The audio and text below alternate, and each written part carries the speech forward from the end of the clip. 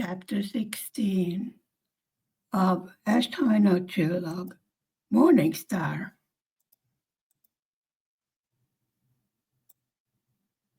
The idea of returning to where the car was left was a good one, so it seemed, and from there to return to the house that the group had left behind.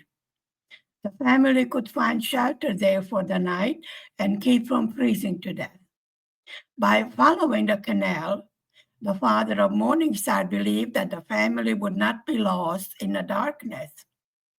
This was a good plan, but as it turned out later, by some chance of fate, the family managed to get to the other side of the canal, and now they were totally lost, with no guide to lead the way in the unknown swampland.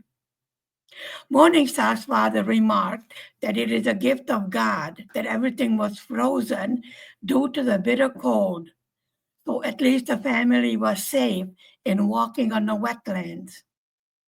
This area was unfamiliar to Morningstar's father also, even though it was not far from the village where he was born, nor from Sopron, where the father was educated. The family kept going on in the bitter cold and wind and the safety of the dark night. Occasionally, search flares were shot up, but that Morningstar's family was not the only small group trying to make their way towards freedom. The family was beginning to become very weary, and the children were exhausted. The baby sister of our little girl would not stop crying, no matter what was done with her. They kept on following the canal, even though it was clear by now that they were heading in the wrong direction. Morningstar's father decided that by staying on this route, they should either come out of the swamp or find some lone farm somewhere along the way. Even a barn would have sufficed for a shelter at that moment. Anything just to have a roof over their heads and a place to hide from the soldiers and border patrol with their tanks. If daylight found them in the swamp, Morningstar's father said that meant certain death for him and the mother. The people who tried to flee the country were shot on sight. It didn't matter if the soldiers were Hungarian or Russian. That was the order they were given. Morningstar's father still had a little bit of money that he did not give to the guide, hidden in his clothes.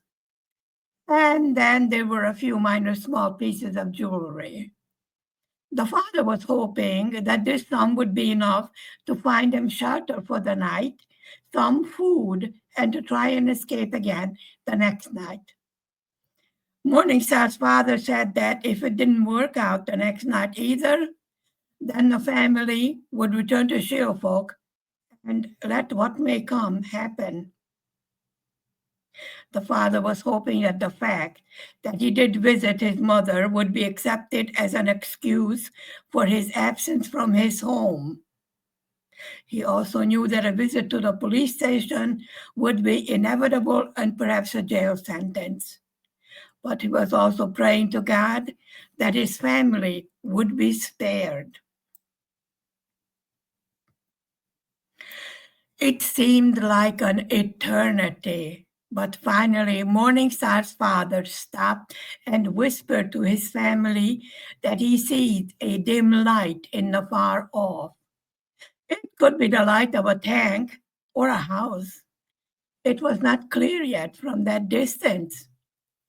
This small glimmer of light in the cold darkness of the night gave the family new energy to walk on and try to find out if they could finally come to safety. The walk toward the light seemed to go much faster than it has been going on for the past hours. And all of a sudden, the family saw a farm in front of them. There was a big house and barns and other farm buildings.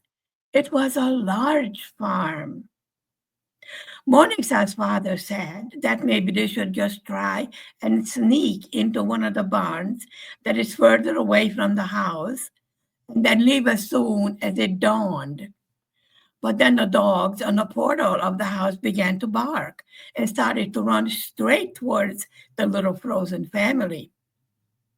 No one had the strength to run anymore, so they just stood there frozen in their tracks. The dogs stopped right in front of Morningstar's family and sat down growling and showing their sharp teeth all the while. Morningstar's father said that these were trained hunting dogs, not the search dogs of the soldiers, and that the dogs would wait for their masters as long as no one made a sudden move or noise. The family stood there, hardly daring to breathe, and motionless and waited. The sounds of human beings calling the dogs was heard. The dogs stood up on their hearing their names called. Then 4 robust men appeared. Evidently, they were the masters of the dogs because the animals went to them and obeyed their commands. The men were carrying lanterns and flashlights. When they saw the family, the men asked, "What are they doing there in the middle of the night?" Morningstar's father pleaded with them to take his wife and the children to the warmth of the house, or they would surely die. Seeing the baby, finally the men asked the frozen family to follow them. As they neared the house, the man told Morningstar's family to go into one of the barns that was closest to the house. Then they tied the dogs up. Inside the barn, it was exceptionally warm. There was fresh hay and blankets to lie down on. The man told the family to wait there and don't make any noise. Morningstar's father told the family to go more towards the middle of the barn where it was the warmest. There were cows in the barn, and the animals' body heat was making the barn feel cozy and warm. Morningstar and her brother helped to make up some beds on the fresh hay with the blankets. And then they and their mother and baby sister laid down on them and almost instantly fell asleep. In a short while, Morningstar woke up and saw the men had returned and were asking her father to go with them. Morningstar's father told the little girl, "Go back to sleep," and that everything was all right. About 15 minutes later, Morningstar's father returned and told the family that they had shelter for the night and some tea and food will be brought out to them in a few minutes. Morningstar wasn't cold or hungry anymore. All that she wanted to do was sleep. Of course, her fever was high again by this time, and all the walking did not help the condition of her boil. The clothing that our little girl had on rubbed against her boil with every move that she made and caused great pain. Our little girl was not aware at this time that the boil had been rubbed open and was draining already. The lady of the house, together with 2 of the men, brought some food out to the family. And when she saw the baby, said that the mother and father of Morningstar should spend the night inside the house with the little baby girl, and the 2 older children should stay in the barn because they did not have any more room in the house for them. The parents of Morningstar went into the house together with her baby sister. 2 of the men remained in the barn and also made sleeping cots for themselves in the fresh hay. They remained there to guard Morningstar and her brother. As Morningstar drifted off to sleep again, she thought to herself that maybe this is how Mary must have felt on that first Christmas night when she slept in the barn, because there was no room for them anywhere. The night passed quickly. It was already past the middle of the night when Morningstar's family found refuge at this farm. The bitter cold of the night did not seem to ease with the coming of daylight, even though the sun did shine brightly.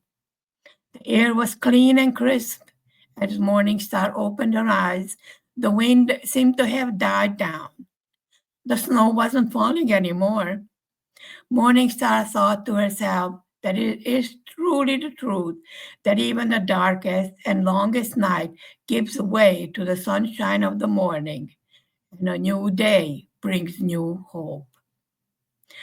Our little girl was still hoping that the family would return to their home in Siófok. She was missing her schoolmates and her home, not to mention her beloved lake that she did not even have a chance to say goodbye to. Morningstar could not remember everything that had happened the night before. She was groggy from the drugs the doctor had injected into her and the fever, and exhaustion took their toll on her little girl. This morning she felt all right.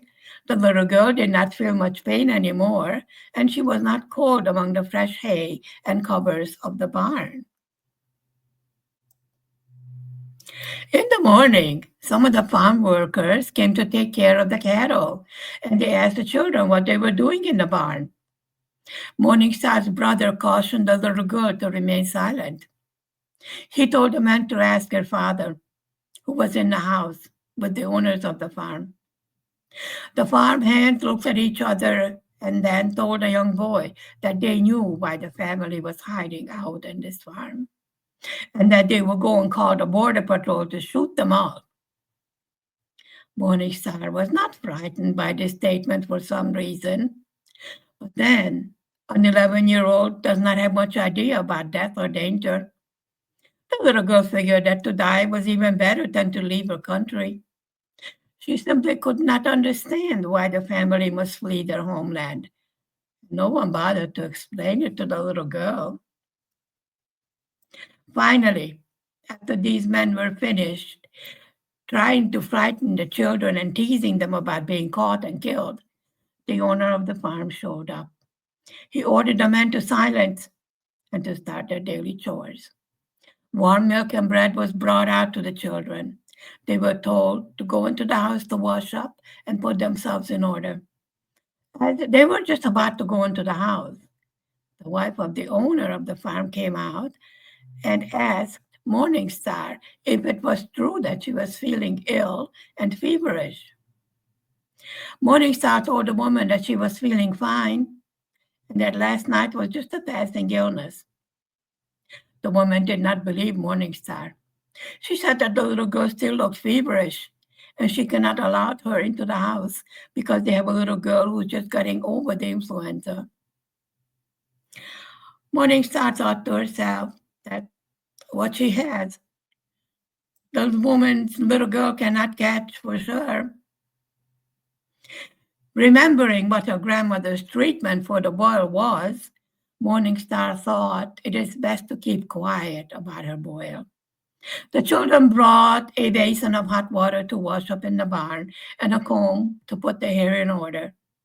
Morningstar was told to take some of her clothes off so that the dressing on her boil could be changed. The owner of the farm was a very friendly man, much more so than his wife seemed to be.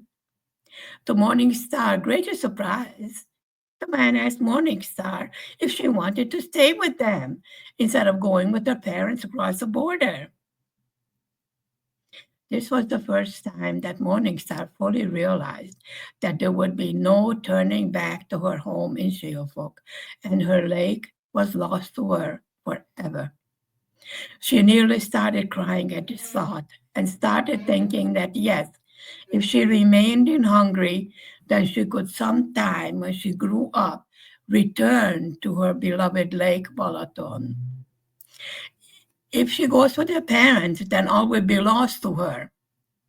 Our little girl was seriously considering the offer of the farmer to stay on and be a new sister to their little girl, since the farmer's wife could not have any more children. But then who would take care of her baby sister? Morningstar thought to herself. As the little girl was pondering these choices, her father finally came out from the house and told the children to be ready to leave around noontime. Morningstar was astonished. Up until now, she was told that they were waiting until it gets totally dark before attempting to cross the border. And now they were going to try it in daylight with the sun shining. Of course, no explanations were given to the children. They were expected to obey without questioning. The farm owner again brought up the idea of leaving Morningstar with them since the little girl was ill and weak from the fever. Maybe she would just hold up the family in their attempts to escape from Hungary. The father of Morningstar would have none of this kind of talk. He told the farmer that under no circumstances would be permitted his daughter to be raised on a farm by strangers. This made the farmer angry. Then the farm hands and the father of Morningstar got into a heated argument. The final outcome of the argument was that Morningstar was to decide for herself whether she wished to stay at the farm or not. The farmer told Morningstar, noticing the little girl's fear of her father and her brother, that she has nothing to be afraid of. If the little girl wanted to stay, the farmer would raise her as his own, and the men on the farm would protect her, even from her own family. Morningstar thanked the farmer, and then she said that her place is with her family, and whatever the family's fate is to be was hers also. After all the arguments were settled by this statement from Morningstar, the children were told to rest as much as possible before the family would go into the swampland again. This time, the parents of Morningstar stayed with the older children also. A short prayer service was held by Morningstar's father, and all the persons present on the farm came into the barn to be present at this prayer meeting. Morningstar's father gave thanks to God for saving them from the enemies and certain death. He asked God to give strength to his daughter, Morningstar, to finish the road that they were about to start on. The minister asked God for strength and guidance. Morningstar was hoping that this meant that her father had not completely discarded the notion of going back to their home in Siófok. After the prayer meeting, everyone went about their daily chores, and the family of Morningstar laid down in the fresh, clean hay to rest until it was time for them to go on. End of chapter 16.